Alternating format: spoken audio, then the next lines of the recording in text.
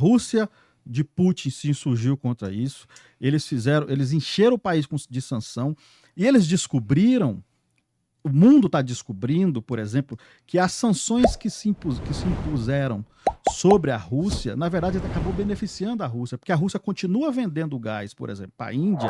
Antes, a Rússia vendia direto para a Europa. Hoje, o gás está sendo vendido para a Índia e revendido para a Europa. Então, assim, o gás continua sendo vendido, o país continua crescendo, a Rússia não está caindo.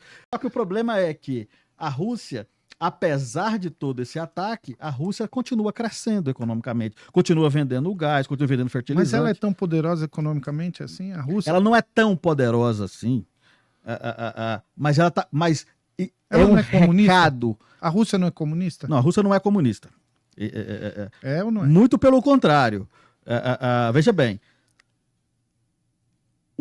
todo o meu ponto aqui, toda a minha questão aqui é que, primeiro, essas questões ideológicas, comunista, capitalista, tudo isso é ferramenta. É ferramenta de controle. Sim.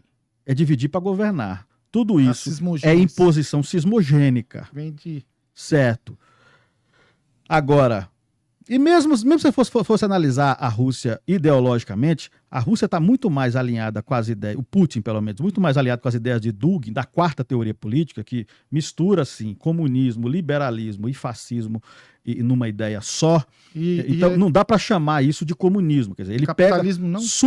não? Capitalismo liberal, né? Sim. Supostamente, a ideia de Dugin, né, é unir e tirar o que há de melhor dessas três ideologias para uma quarta ideologia política, que é o chamado eurasianismo, né? Então, a Rússia pode ser chamada, o Putin, tecnicamente, a gente poderia até dizer que a Rússia é eurasiana, mas isso tá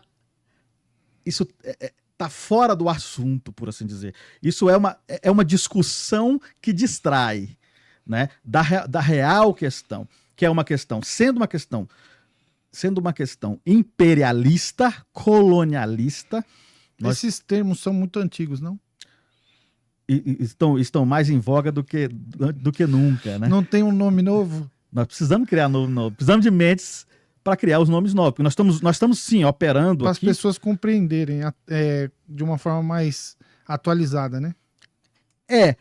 Mas nós ainda estamos, por exemplo, do ponto de vista da relação entre os países,